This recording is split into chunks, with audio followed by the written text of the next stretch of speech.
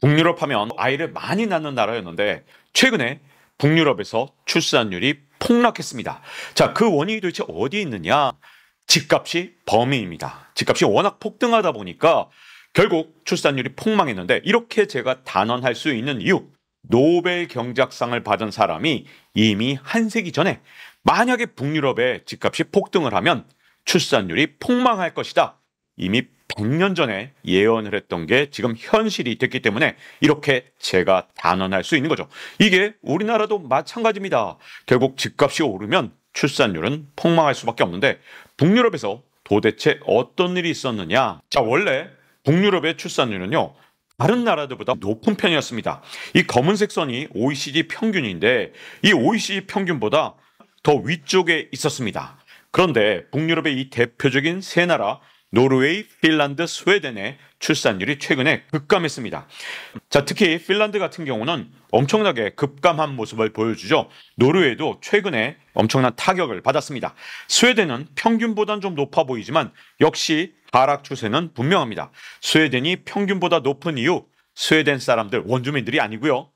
이민자들이 워낙 많이 들어와서 특히 무슬림들이 아이를 많이 낳다 보니까 평균보다 높은 걸로 보이지만 진짜 스웨덴 사람들, 원래 살던 사람들의 출산율은 이미 예전부터 폭락을 했습니다. 자, 근데 도대체 북유럽에선 어떤 일이 있었던 걸까요? 사실 제가 2006년 정도 요때쯤이죠. 핀란드 취재를 갔더니 와, 공원에 갔더니 진짜 아이를 2명, 3명 데리고 나온 핀란드 사람들이 얼마나 많은지 몰랐어요. 진짜 엄청 아이를 많이 낳는구나 이런 생각이 들 정도였는데 근데 최근에 핀란드의 이렇게 출산율이 급격히 하락한 이유 바로 집값 때문입니다. 집값이 치솟아 오르니까 그만 사람들이 아이 낳기를 포기한 거죠. 자, 집값은 2000년대에도 올랐는데 이때는 무슨 일이 있었냐? 처음에 집값이 올라서 출산율이 떨어지니까 핀란드에서 온갖 출산 장려 정책을 내놨습니다. 그래서 출산율을 이렇게 반전을 시켰어요. 근데 문제점은 집값이 그 뒤에도 계속 오르니까 아무리 출산율 제고 정책을 써도 그만 합계 출산율이 급격히 하락을 한 겁니다. 근데 여기서 의문들 나오죠. 우리나라는 뭐 몇백 조를 출산율 제고에 썼다 이렇게 얘기하는데 이거 다 잘못된 수치입니다. 조작도 많아요. 왜냐하면 출산율에 돈을 많이 썼습니다 하면서 온갖 다른 정책들, 정말 출산율하고는 아무 관계없는 엉뚱한 정책들까지 출산율 제고 정책으로 다 합계를 하니까 몇백 조를 썼다고 이렇게 발표를 하지만 사실이 아닙니다. 진짜 출산율 제고 정책에 쓴 돈은 굉장히 적어요. 근데 핀란드는 진짜 출산율 제고 정책을 썼습니다. 그래서 잠깐이나마 이렇게 반등을 시켰던 건데 우리나라는 안타깝게도 이 출산율 제고 정책을 따라하지 않았습니다. 여러분, 아이 낳아보신 분들은 다 아실 거예요. 국가가 해주는 게 뭐가 있느냐 이런 생각이 드는데 저도 아이 둘을 키워봤기 때문에 아니 출산율에 뭐 몇백 조 썼다고? 뻥치고 있네 이런 생각이 듭니다. 사실 진짜 엉뚱한 예산 다 합쳐서 그런 거고 우리나라에서 출산율 제고 정책은 핀란드에 비하면 10분의 1도 안 됐습니다. 자, 근데 그렇게 엄청난 출산율 제고 정책을 썼던 핀란드도 결국은 집값이 계속 치솟아 오르니까 그만 못 당하고 출산율이 떨어지는 일이 일어났던 겁니다. 집값은 못 당한 거죠. 자, 근데 이게 이미 다 스웨덴의 경제학자가 예언을 했던 겁니다. 알바 미르달 그리고 군나르 미르달 두 사람이 정말 엄청난 명절을 1934년 거의 한 세기 전이죠. 이때 쓴 책이 있습니다. 이 두 분의 성이 같은 이유는요. 두 분이 서로 부부관계이기 때문입니다. 정말 노벨 경제학상에 빛나는 진짜 뛰어난 경제학자고 부부 경제학자. 스웨덴의 가장 뛰어난 지성 중에 바로 대표적인 두 명이다. 근데 이분들이 쓴 책에서 인구위기 이 책을 1934년에 쓴 거예요. 그러니 얼마나 세상을 먼저 내다봤느냐 이걸 알 수 있는데 여기에 온갖 인구 위기를 해결하는 방법들이 나와 있고요. 인구가 어떻게 하면 줄어든지 여러 가지 이유들이 나와 있습니다. 근데 인구 감소의 원인 중에 하나로 앞으로 미래를 예견한 중에 하나가 뭐냐? 집값이 뛰면 앞으로 스웨덴의 출생률은 감소할 것이다. 그러니까 기성세대를 위해서 집값이 올라가도록 방치하는 것은 나중에 결국 미래 세대를 망치는 일이기 때문에 결코 집값 폭등을 좌시해서는 안 된다는 걸 이 책에서도 강조를 해놨습니다. 자, 근데 진짜 제가 이런 얘기할 때마다 항상 댓글에 달려요. 뭐 너는 뭐 했냐? 이런 걸 제기할 때마다 댓글에 달립니다. 너는 도대체 지난 10년 동안 나라 망할 때 뭐 했냐? 진작 말했어야지 이렇게 달리면 제가 진짜 이 말 꼭 드리고 싶었습니다. 제가 이거 2013년에 군나르 미르다를 인용해서 책을 썼습니다. 지상 최대의 사기극 세대전쟁. 이 책의 내용이 세대전쟁이라는 게 사기극이라는 거죠. 사실은 이 세대전쟁을 일으켜서 출산율을 떨어뜨리고 그 과정에서 결국은 기성세대도 몰락하기 때문에 사실상 사기극이다. 이 정치인들이 자꾸만 미래 세대를 진짜 말라 죽게 만드는 그런 정책들을 자꾸만 내놓는데 그건 결국 기성세대를 다시 때릴 거라서 정치인들이 쓰는 사기극에 속아서는 안 된다는 책을 2013년에 출간했고요. 제가 이 내용으로 2014년에 명견만리에 출연했습니다. 제 출연 부분은 10분밖에 되지 않지만 이 명견만리 120분 제 책인 지상 최대의 사기극 세대전쟁을 기반으로 했던 내용입니다. 근데 이게 유튜브에 영상이 올라와 있으니까 댓글이 있더라고요. 제가 오늘 확인한 댓글인데 이렇게 돼 있어요. 2020년인데 변한 게 없네요. 올해 영상인 줄 이렇게 다셨는데 이게 베스트 댓글로 달려 있더라고요. 근데 아마 여기에 또 댓글을 달 수 있을 겁니다. 2024년인데 변한 게 없네요. 제가 2013년부터 정말 청년이 사라진다고 인구 쇼크가 온다고 강조를 해왔는데 정치권은 진짜 하나도 변하지 않고 똑같이 청년을 말려 죽이는 그런 정책만 내놨고 그 결과가 인구 소멸로 2024년에 계속 진행되고 있습니다. 자, 근데 이런 경제학자의 예언을 무시한 건 스웨덴도 마찬가지였습니다. 알바와 군나르 미르달이라는 진짜 엄청 뛰어난 지성이 있었는데 그분들이 무려 1934년에 스웨덴에 대해서 경고를 날리는 책을 썼음에도 불구하고 스웨덴의 중앙은행은 집값 폭등을 방치했습니다. 어떻게 했느냐? 금리를 마이너스 0.5%로 유지를 하다 보니까 야 이거 금리 마이너스 0.5% 기준금리가 이렇게 낮았습니다. 집을 안 사면 정말 바보 되는 세상을 스웨덴 중앙은행과 정치권이 만들어낸 거죠. 그러니까 너도 나도 진짜 미친 듯이 광기에 쌓여서 스웨덴 사람들이 집을 샀습니다. 그 과정에서 스웨덴의 실질 주택 가격은 4배가 넘게 올랐습니다. 이게 실질이에요. 명목주택 가격은 뭐 6배 정도 올랐습니다. 진짜 어마어마하게 올랐죠. 자, 그렇게 스웨덴의 집값이 오르니까 어떻게 됐느냐? 스웨덴의 합계 출산율이 진짜 급락을 한 겁니다. 스웨덴에서 진짜 온갖 방법으로 출산율을 올려놨습니다. 이 사회보장이나 청년들을 위한 온갖 정책들을 써서 올려놨는데 이걸 다시 한 방에 날려버린 게 뭐냐? 집값이 폭등하니까 스웨덴도 온갖 방법으로 출산율을 높이는 정책을 썼지만 이 많은 정책들이 아무런 소용이 없더라고요. 집값이 이렇게 비싼데 어떻게 아이를 낳겠습니까? 한국하고 똑같은 상황이 스웨덴, 핀란드 그리고 노르웨이에서 일어난 겁니다. 자, 근데 스웨덴의 합계 출산율이 최근에 반등을 했습니다. 2023년에 반등을 했는데 결코 달갑지 않은 반등입니다. 그 비밀이 있거든요. 왜냐하면 자, 스웨덴의 인구 구조인데 점점 늘어나는 게 검은색이죠? 이 검은색이 뭐냐? 스웨덴에서 태어나지 않은 사람들의 인구 비중입니다. 그러니까 스웨덴 사람들은 크게 늘어나지 않았는데 갑자기 이민자들이 몰려오면서 20%가 넘는 사람들이 외국에서 태어난 사람들로 채워졌습니다. 근데 이 사람들은 아이를 정말 많이 낳거든요. 그래서 출산율이 오른 걸로 보이지만 문제는 이 사람들이 어디서 왔느냐? 그 국적이 문제인데 자, 보시면 대부분이 중동에서 온 사람들입니다. 시리아에서 온 사람들이 가장 많아요. 왜 그러냐면 시리아 난민들이 유럽으로 몰려왔는데 다른 나라는 시리아 난민 안 받으려고 특히 남유럽 국가들은 난리를 쳤잖아요. 근데 스웨덴 사람들은 아니 굉장히 너그럽게 시리아 사람들을 얼마든지 받아주다 보니까 시리아 사람들이 가장 많은 비중을 차지하게 됐습니다.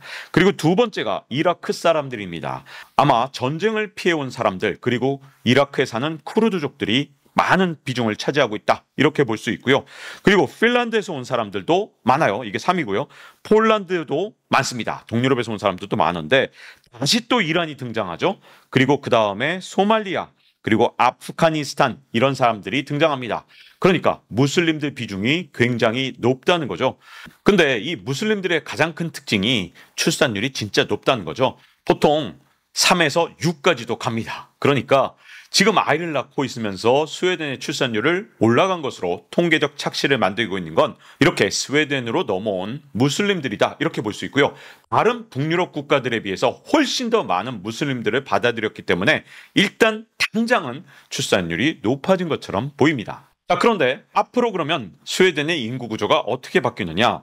자, 퓨 리서치 센터에서 2017년에 내놓은 자료입니다. 근데 이 자료를 보면 진짜 엄청난 비중으로 스웨덴 인구에서 무슬림이 늘어나는 걸 볼 수 있죠. 짙은 색깔일수록 2050년이 되면 무슬림의 비중이 높아지는 나라들입니다. 그런데 짙은 색깔 다른 나라들 보시면 프랑스는 18%, 독일은 19.7%, 그리고 오스트리아가 19.9인데 스웨덴은 진짜 독보적으로 높죠?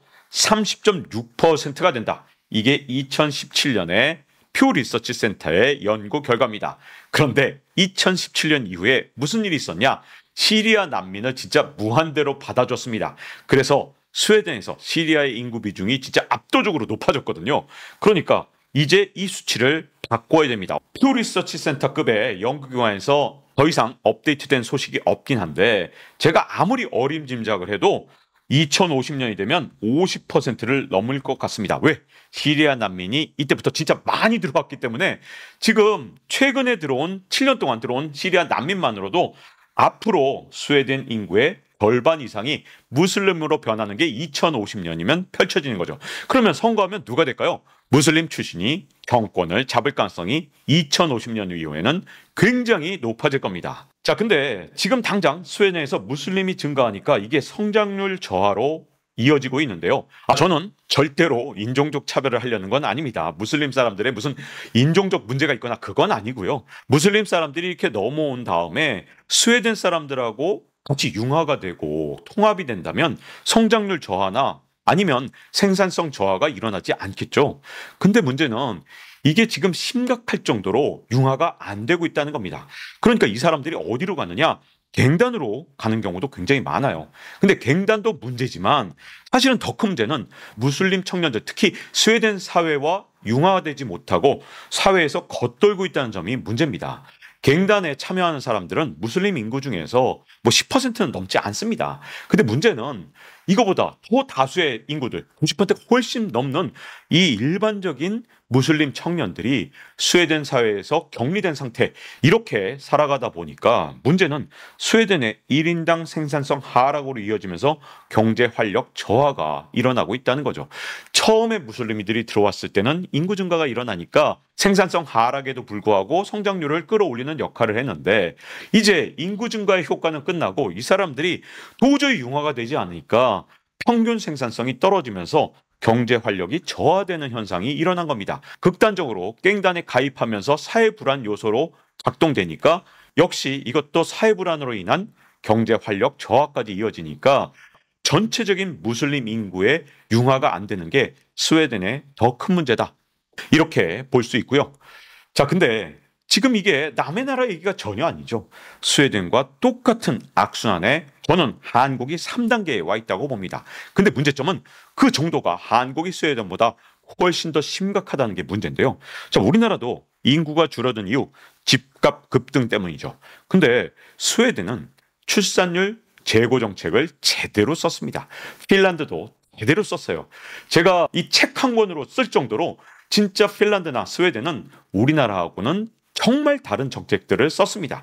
그래서 집값이 급등했음에도 불구하고 스웨덴이나 핀란드는 잠깐이지만 출산율을 올리는 데 성공을 했죠. 근데 집값이 너무나도 오르다 보니까 다시 출산율이 떨어지기 시작한 상황이고요. 우리나라는 진짜 이름만 출산율 제고 정책이지 출산율을 진짜 끌어올릴 수 있는 정책은 하나도 쓰지 않았습니다. 애 낳아보신 분들 다 아실 거예요. 자, 그래서 우리나라 출산율 저하는 진짜 세계에서 유례를 찾아볼 수 없을 정도로 정말 처참하죠. 집값도 올랐는데 출산율을 올리는 정책은 지금까지 제대로 쓴 적이 한 번도 없거든요. 자, 그러다 보니까 이제 외국인 노동자 불러오자 이런 얘기가 나온 겁니다. 스웨덴도 사실은 이렇게 외국인 노동자에 대해서 너그러웠던 이유, 자국 국민들 숫자가 줄어드니까 외국인 불러오자, 이 논리가 먹힌 거죠. 그리고 사실은 저도 할 말은 없어요. 이대로 가면 우리나라 기업들, 자영업자들 다 망하게 생겼으니까 외국인 노동자 불러오자는 말에 당장 저도 반대를 못 하거든요. 자, 그러니까 이렇게 외국인 노동자 불러오자는 사람들의 입김이 세지고 이 목소리가 커지면서 노동자를 불러옵니다. 근데 이걸로 끝난 나라는 절대로 없어요. 자, 우리나라 지금 정치인들은 너무 쉽게 생각해요. 노동자 불러오고 노동력을 사용한 다음에 자국으로 다시 돌려보내자. 그거 절대로 그렇게 쉽게 안 됩니다. 한번 들어오면 다 남아요. 그래서 결국은 이민자 유입으로 4단계로 가게 돼 있습니다. 그래서 결국 5단계를 가게 되면 여기서 진짜 중요한데 이민자들하고 융합을 잘 하는 나라들, 이런 나라들은 그래도 극단적 갈등을 겪지 않지만 스웨덴처럼 이민자들하고 통합과 융합을 하지 못하면 극단적 갈등을 겪으면서 갱단이 활개치고 막 폭탄 테러 일어나고 이런 스웨덴화가 이루어지게 됩니다. 그래서 지금 스웨덴 거리는 지금 공포에 떨어요. 옛날의 스웨덴이 아닙니다. 제가 출장 갔던 스웨덴은 사라졌어요. 그때 그렇게 안정적이고 정말 평화롭던 스웨덴은 끝났습니다. 이제는 갱단을 막기 위해서 군대를 동원하는 나라, 이런 나라가 스웨덴이죠. 자, 이 5단계까지 가면 결코 되돌릴 수가 없습니다. 자, 근데 우리나라도 지금 이번 정부가 가장 매진하고 있는 정책이 하나 있습니다. 외국인 근로자를 들여오자. 그러면서 E9 발급 외국인 근로자 추이. 이건 불법 근로자는 아니에요. 불법도 많이 들어와 있죠. 근데 통계로 잡히는 근로자는 얼마나 들어왔느냐? 이게 2021년만 해도 5.2만 명, 5만 2천 명이었는데 2024년에는 16만 5천 명으로 늘어날 것이라고 우리나라 정부에서 내놓은 공식 통계입니다. 자, 이렇게 외국인을 자꾸만 불러들이자고 이번 정부 그리고 여당에서 자꾸 주장하는 이유가 뭐냐? 지금 이렇게 인구가 줄어들고 노동력이 부족해서 자영업자들이 너무 힘들다. 그리고 중소기업들 다 망하게 생겼다. 이런 논리로 불러들이고 있습니다. 물론 저도 이 논리에 당장 반발은 할 수가 없습니다. 진짜 힘든 건 맞거든요. 자, 이게 우리나라만 그런 게 아닙니다. 정부가 왜 그런지 이해가 갈 수밖에 없는 게 제롬 파월이 기회만 있으면 강조하는 게 있어요. 2023년에 미국 경제가 좋아졌고 그리고 인플레이션도 좀 잡을 수 있었던 건 이민자가 급증했기 때문이다. 그래서 23년 경제가 좋아졌던 거다. 그래서 두 마리의 토끼를 잡는데 결정적인 역할을 했던 건 이민 급증이다. 이 강조를 계속합니다. 이 이유가 뭐냐? 내 탓이 아니야. 이걸 시전하려고 그러는 거죠. 왜 그러냐? 24년에 대선 때가 돼가니까 지금 트럼프와 바이든이 경쟁적으로 이민자를 못 들어오는 정책을 쓰고 있습니다. 불법 이민자만 못 들어오게 한다. 이렇게 말을 하지만 사실은 트럼프 때 합법 이민자의 숫자가 4분의 1로 줄었어요. 말로는 불법 이민자만 막겠다 그랬지만 합법 이민자도 막았던 게 트럼프 전 대통령이고요. 이렇게 이민 급증으로 지금 미국의 유권자들이 진짜 너무나도 분노하고 있기 때문에 지금은 민주당에서도 이민을 막고 있습니다. 그러니까 파월이 지금 약을 치는 거예요. 24년 경제가 안 좋아질 것 같은데 이거 내 탓이 아니야. 니들 정치인들이 이민을 막아서 그래. 이렇게 얘기하는 거죠. 그러니까 이민자가 들어오는 건 분명히 현 정권한테는 굉장히 좋습니다. 그러니 지금 현재 정부와 여당에서 당장 기업들과 자영업자도 살아야 한다면서 이민자들을 자꾸 불러들이는 정책을 쓰고 있죠. 자, 근데 제가 한마디는 붙여야 될 텐데 야당도 결코 다르지 않을 겁니다. 야당도 정권을 잡았다면 아마 똑같은 주장을 할 거예요. 왜냐하면 이민자가 들어오면 당장의 경제는 분명히 파월이 말한 것처럼 경제가 좋아지거든요. 단기적으로는 정부의 주장이 맞습니다. 왜? 당장의 경제를 살리는 효과가 있으니까요. 근데 문제는 장기적인 문제입니다.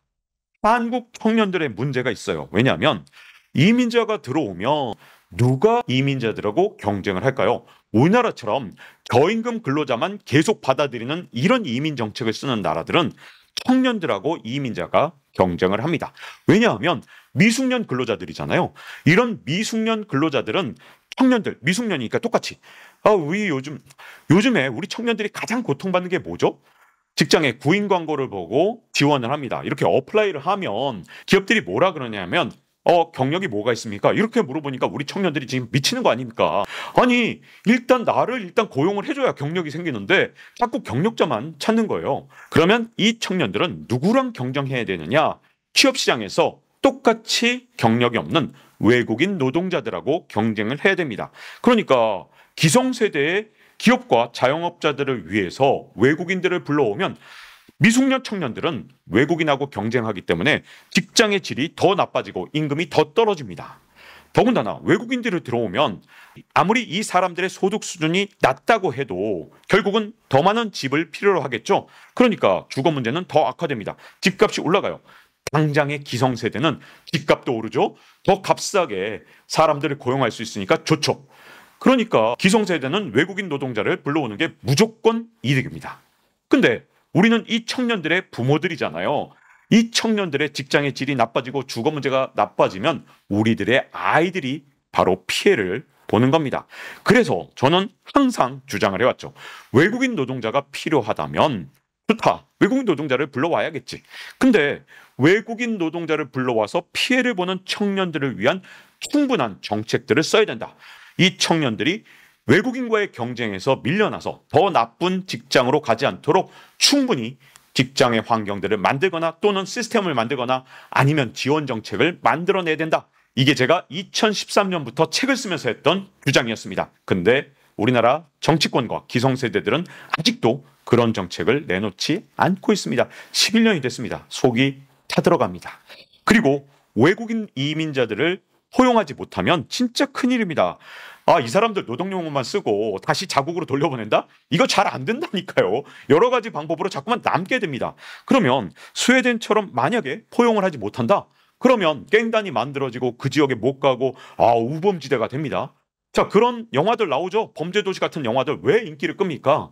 자, 그런 걱정들 때문에 범죄도시 같은 영화들이 인기를 끄는 건데 이렇게 정책을 계속 쓰면 안 돼요. 이민자를 불러와야 된다고 정부와 여당이 주장을 했다. 좋아요. 그러면 둘 중에 하나 정책을 써야죠. 이민자를 불러오지 말던가. 이민자를 불러왔으면 이 사람들이 우리 사회에 융화되도록 정책을 써야지. 이민자 사회가 융화되지 못한다면 한국 내 다른 국가가 탄생해서 사회 불안 요소가 됩니다. 자, 그래서 저는 이민 정책은 정말 세심하게 짜야 된다고 봅니다. 지금의 정치인들 또는 정부를 구성하는 사람들은 자기 임기만 마치면 돼요. 그런데 그 임기가 끝난 다음에 살아갈 청년들은 결국은 그 이민자들과 경쟁을 하거나 아니면 갈등을 겪어야 되는 그 고통의 최전선에 있게 됩니다. 또 대안을 물어보시는 분들 많을 텐데 2013년에 제가 이미 책으로 한 권을 썼습니다. 그래서 너무 대안이 많아요. 굿나르 미르달도 진짜 많은 얘기를 썼습니다. 알바 미르달하고 함께. 자, 근데 그중에 진짜 극히 일부분만 쓰겠습니다. 출산에 단순히 돈 주는 거 안 돼요. 시스템적인 지원이 필요합니다. 그래서 제가 스웨덴, 핀란드 취재를 갔던 거예요. 돈을 그냥 퍼주는 게 아니라 시스템을 아이를 낳도록 하는 시스템들을 만들어내야 되는데 정부도 알아요. 제가 정부에 가서 강연도 했습니다. 이거 갖고. 그리고 두 번째는 부동산에 대한 기성세대의 탐욕을 버려야 됩니다. 부동산을 자꾸만 지키려 그러면 결국은 청년은 아이를 낳지 못합니다.